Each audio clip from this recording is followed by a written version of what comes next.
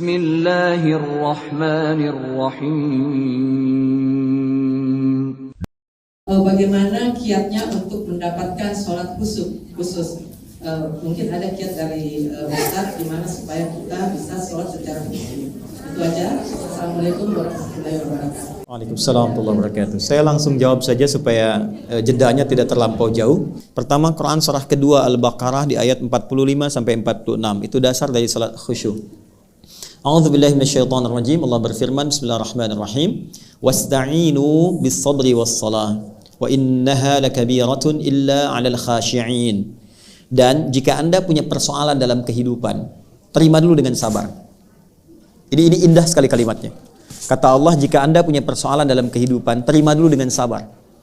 Karena ujian itu diberikan oleh Allah, hakikatnya untuk meningkatkan kualitas hidup, bukan untuk menjadikan kehidupan bermasalah.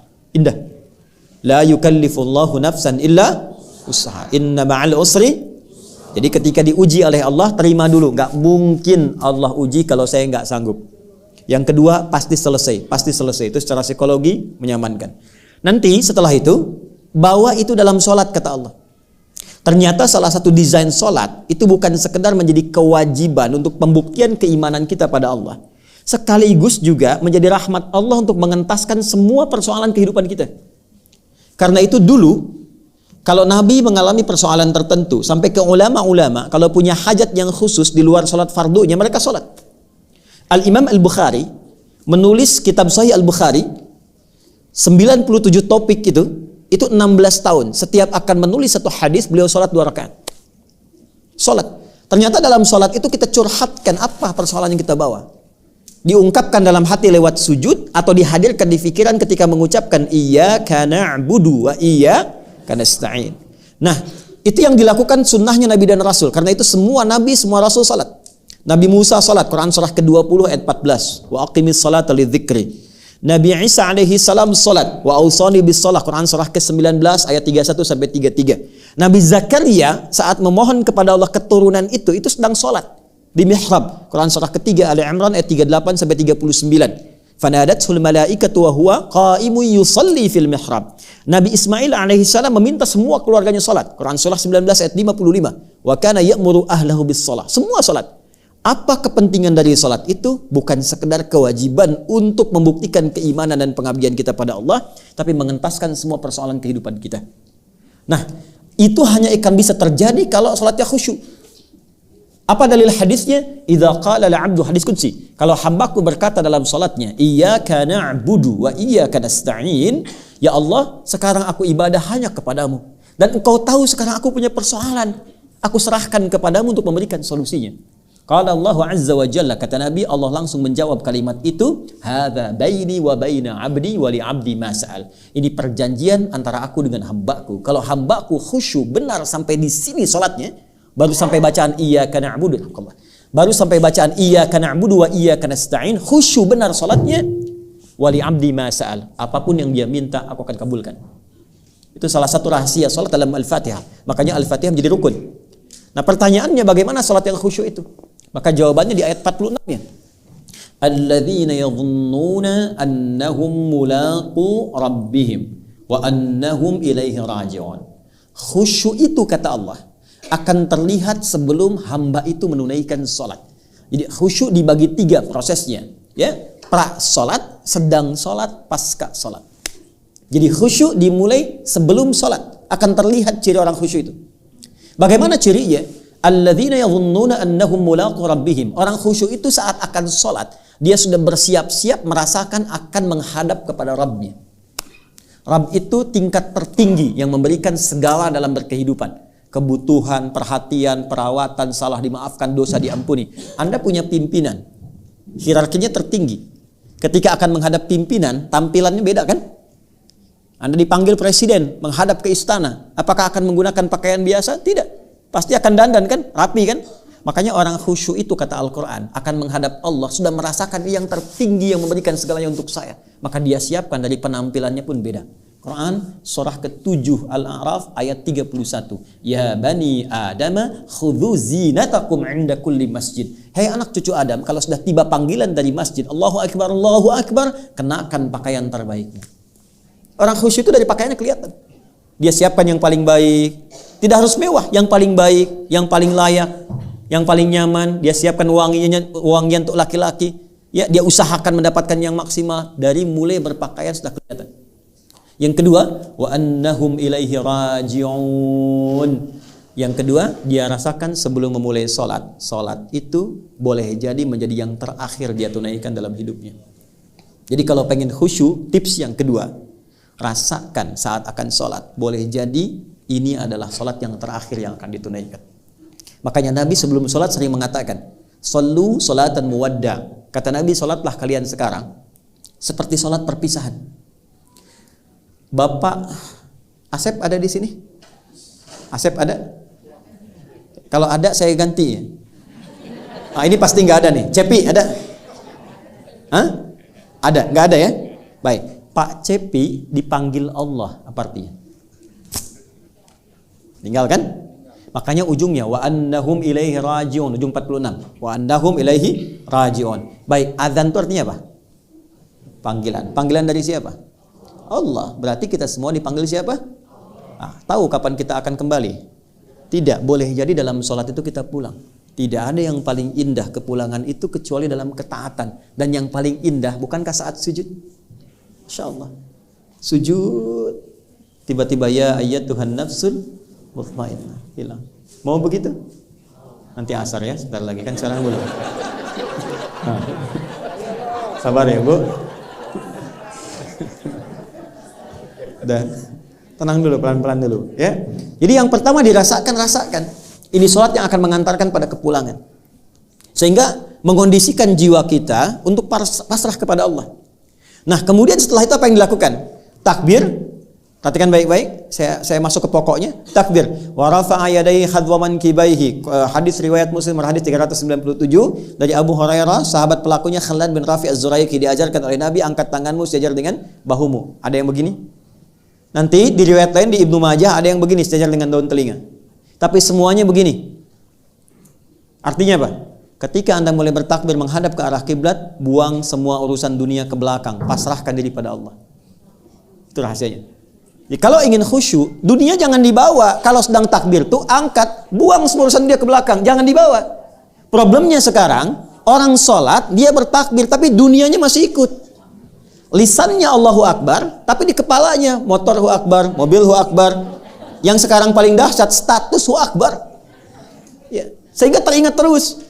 Ada yang tega membatalkan hubungannya dengan Allah hanya untuk meneruskan hubungan dengan makhluk. Allahu Akbar, tang ting tung ting tang ting tung. Halo? Terus ketika dia berdoa nuntutnya luar biasa, ya Allah, tolong kabulkan. Angkat, buang ke belakang. Nah, di fase ini hadis Abu Daud, ini Nabi yang menyampaikan. Ingat ya, saya runtutkan betul. Ketika Anda belum sholat, itu sudah akan terasa pengen khusyuk. Tapi ketika sudah mulai bertakbir, kata Nabi, fayaqulu syaitanu, maka setan akan datang membisikkan. Namanya khanzab. Udhkur kada, ingat ini, ingat itu. Anda sekhusyuk apapun, kalau sebelum sholat, itu kuat. Tapi setelah bertakbir, bisa muncul di kepala itu. Nah, itu setan mulai bekerja. Hatta, hadisnya teruskan, hatta la yash'ura al-musalli kam rak'atan yusalli, sampai ada orang sholat lupa berapa rakaat sedang menunaikan sholatnya. Itu hadis. Ya. Kalau nggak percaya, nanti sholat asar ketika Anda takbir, bahkan kalimat itu akan diulang. Akan ada yang membisikkan di telinga Anda, itu setan. Itu setan itu yang membisikkan itu. Sudah mulai muncul. Untuk mencegah itu caranya bagaimana? Pindah ke Quran surah 29 ayat 45. Ini yang tadi saya tuliskan. Saya yakin Anda tengahnya hafal tapi awalnya jarang dibaca, itu problemnya.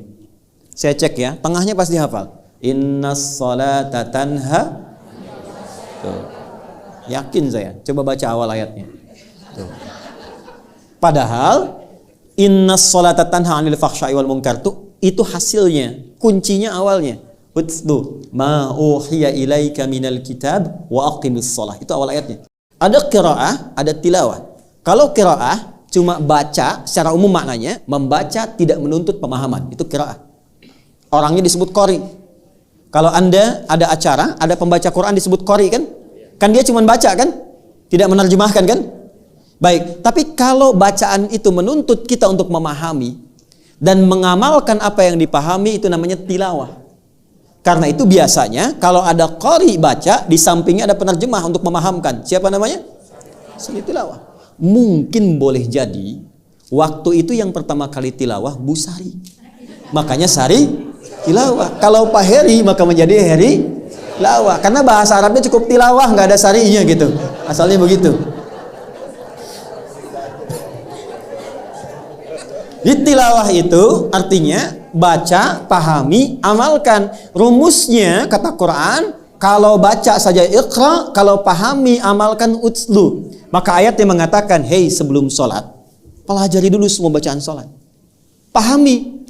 Kalau sudah paham, jadi ketika tangan mengangkat, lisan bicara Allahu Akbar, fikiran menerjemahkan. Sehingga fikiran kita tidak dikuasai setan. Allahu Akbar, fikiran menerjemahkan Allah Maha Besar, hati meresapi. Ya Allah, aku sekarang mengikrarkan Engkau Maha Besar, tapi bahkan sebelum sholat aku merasa besar dari orang lain.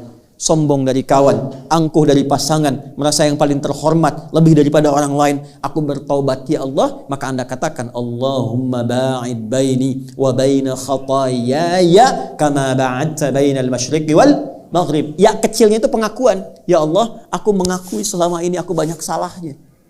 Tapi aku memahami Engkau banyak rahmatnya.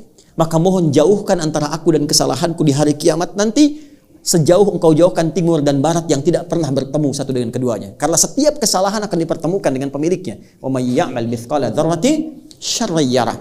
Ya, kita minta dijauhkan. Kalau perlu ya Allah, hilangkan dengan es yang sangat dingin, bil ma'i wal thalji wal barad. Atau kita katakan wajjahtu wajhiya lilladzi fataras samawati wal arda hanifan muslima wa ma ana minal inna salati wa nusuki wa mahyaya lillahi rabbil la syarika lahu wa bidzalika umirtu wa ana minal muslimin. Itu dalam sekali. Ya Allah, aku taubat. Aku hadapkan diriku pasrah sepenuhnya kepadamu. Sungguh ya Allah, kalau sampai saat ini aku hidup, aku sholat, aku ibadah, atau Engkau wafatkan, dalam sekali. Wa mamati itu maksudnya begini, atau Engkau wafatkan aku sekarang dalam sholat, aku ikhlas. Tapi bila Engkau beri kesempatan aku hidup setelah ini, bimbing aku ya Allah untuk patuh kepadamu dengan sempurna. Wa ana minal muslimin. Jadi kalau kita paham, itu baru keluar kalimat Allahu Akbar bisa gemetar. Itu yang terjadi pada Abu Bakar As-Siddiq. Jadi beliau itu kalau sudah bertakbir itu sudah menangis. Dan sudah merasakan konektivitas yang kuat dengan Allah. Makanya Ali bin Abi Thalib radhiyallahu taala anhu ketika terluka di kakinya, ya, ada yang mengatakan kena anak panah. Ya, maka ketika akan dicabut sakitnya luar biasa. Ada satu sahabat mengatakan, saya tahu bagaimana dan kapan saat mencabutnya. Maka ketika sholat dicabut anak panah itu dan tidak berubah ekspresi beliau, diam, seakan-akan tidak ada apa-apa. Biasanya kalau level imannya sudah tinggi luar biasa, itu sampai bahasa hatinya pun terkoneksikan dengan arasy yang sangat tinggi. Kisah nyata dari orang-orang soleh. Dulu masih banyak buku-buku tentang orang-orang soleh. Bapak Ibu sekalian, ada seorang alim, solehnya luar biasa, abid. Jadi kalau alim ulama saja, abid itu rajin ibadah. Dia malam-malam keluar untuk berperjalanan. Tiba-tiba kemalaman, singgah dia di tepi hutan, istirahat. Malam dia bangkit sholat. Ketika sedang akan menaikkan sholat, mulai bertakbir, Allahu Akbar, datanglah harimau yang sudah siap menerkam gitu. Maka dia katakan, ya khalqallah, hei makhluk Allah, jika memang aku adalah rizki yang telah Allah tetapkan untuk kau makan, silahkan terkam aku senyamanmu. Tapi jika memang aku bukan rizki yang telah Allah tetapkan untukmu, maka jangan ganggu ibadahku. Bukan jangan makan aku, jangan ganggu ibadahku, atau aku mohonkan kepada Allah untuk menghancurkan kau saat ini juga. Atau apa yang terjadi? Binatang itu pergi meninggalkannya, langsung pergi begitu saja. Maka dia kemudian melanjutkan ibadahnya.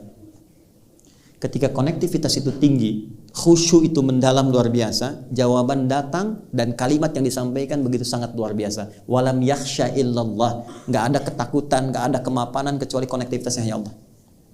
Kalau ingin merasakan sampai ke titik itu, nanti malam cek ya. Begitu sholat, ada nyamuk misalnya, nempel. Hei nyamuk, kalau memang ini rezeki yang Allah tetapkan untukmu, sedot yang banyak. Tapi kalau bukan, jangan ganggu tahajud saya, atau saya mohonkan kepada Allah untuk menghukum engkau dan menghancurkan kau saat ini juga. Kalau dia langsung pergi, bagus. Tapi kalau dia betah, nah, tes kembali. Jadi kurang lebih demikian ya Bu ya. Maaf, itu hanya pengantar saja. Nanti kalau mau lengkap harus diturunkan sampai salam Bu. Kan bab sholat itu dari takbir sampai salam, ya kan? Misalnya kalau surat itu apa? Iftitah itu kenapa disebut iftitah? Kenapa setelah iftitah ada Fatihah? Kenapa setelah Fatihah ada surat? Kenapa setelah surat itu pilihannya bisa banyak 114? Apa yang dibaca? Kenapa ruku disebut ruku? Apakah kalau Anda sedang sholat ada makmum ada imam di depan, kalau imam langsung ruku, apakah Anda baca Fatihah dulu atau langsung ruku? Itu banyak babnya. Banyak sekali babnya. Nanti lain waktu kalau ada kesempatannya, insya Allah mudah-mudahan kita bisa belajar dengan lebih lengkap ya.